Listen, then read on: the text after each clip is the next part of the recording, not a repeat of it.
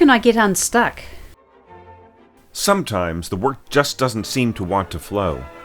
You can't think of the next logical step, or none of your ideas feel right somehow. Perhaps you find yourself putting off work until the lightning strikes, but it's striking less and less. Maybe you're even dreading sitting down at your desk and getting back to work. After a career of observing not only my own progress, but also that of thousands of other creative artists, I've come to some general conclusions about the above phenomenon. The main reason for creative barriers is anxiety. Something in your creative process is afraid, and it's obstructing the free flow of ideas. For a developing composer, this is often the fear of failure. You're treading into unknown territory, filled with unique terrors and ecstasies. You don't know if you're good enough, smart enough, inspired enough, and so on. The critical voice can take on the whole weight of everyone else's accomplishments, and constantly question any inspiration at the very moment it occurs. There are even some cultures where people are encouraged to be self-critical to the point of sheer masochism, which then gets rained down on anyone else with a good idea in development. The way to deal with this is to root out the source of the anxiety. What are you so afraid of? Often the composer is unwilling to face the fact that they've taken on too much. This is a symptom of something touched on in Orchestration Question 5, symphonitis, an ailment that afflicts developing composers who attempt enormous works before achieving command of their craft. Or perhaps your creative environment has changed with exposure to other composers who are quite serious about their work, and there's a fear about living up to the collective artistic level.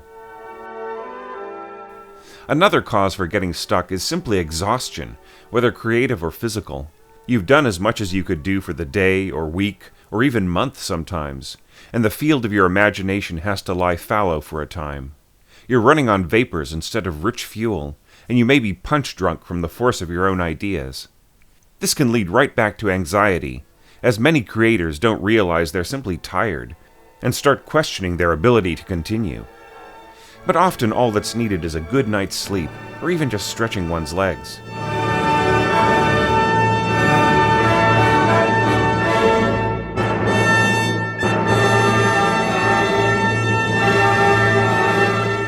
What's the essence of the problem you're really having?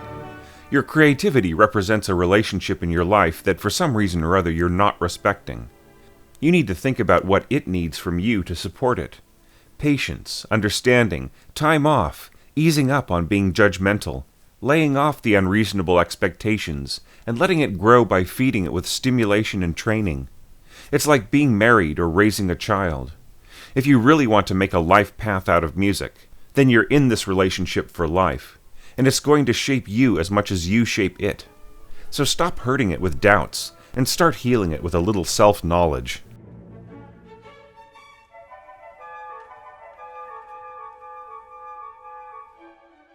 Hey there, this is your orchestration tutor Thomas Goss with a few more words about getting unstuck.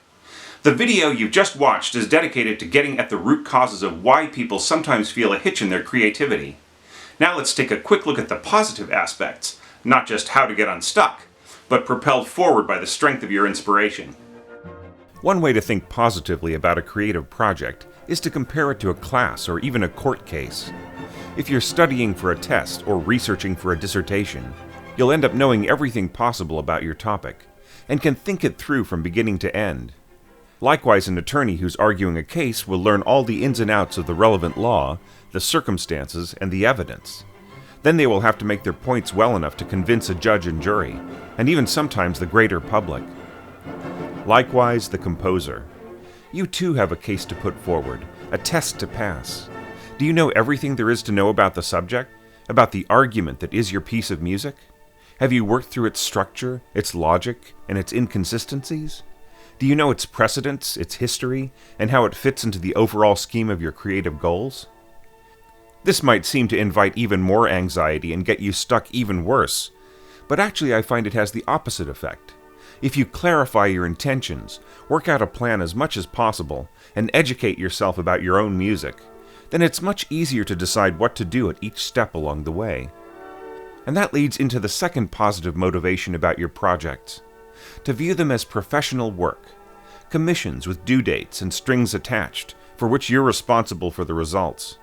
This is especially important for developing composers who haven't had these circumstances forced upon them yet. If you're still doing this for the love of it, or for the sake of eventually going pro, then you may feel that every act of composing a piece is open-ended.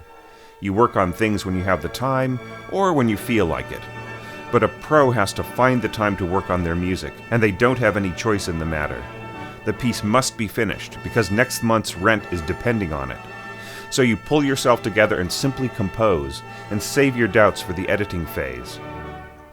Ego is always tied up with fear. You worry how people see you, and how they'll compare you to other people. The more ego gets in the way, the harder it can be to create something honest and unique. So my advice is to take yourself out of the equation as much as possible, and allow the impulse that drives you to create to come to the surface and dictate what to do next. In the end, for all your wisdom and craft, it matters less what you think and more what you feel. I was fortunate in a way. I grew up in a family of educators, writers, artists, and tinkerers.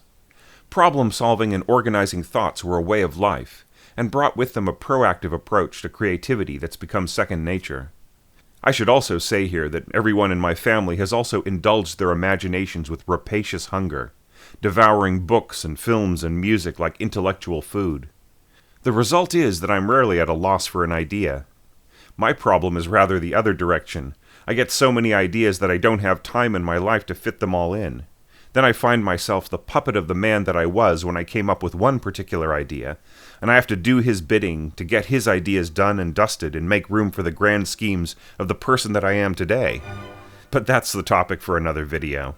There are a couple more orchestration questions that work very well alongside the upcoming MOOC curriculum. So, as I mentioned at the end of the last video in this series, I'll be jumping around the 100 Orchestration Tips book a bit to cover those topics. Please join me then, because a lot of things will be coming together into one stream of training,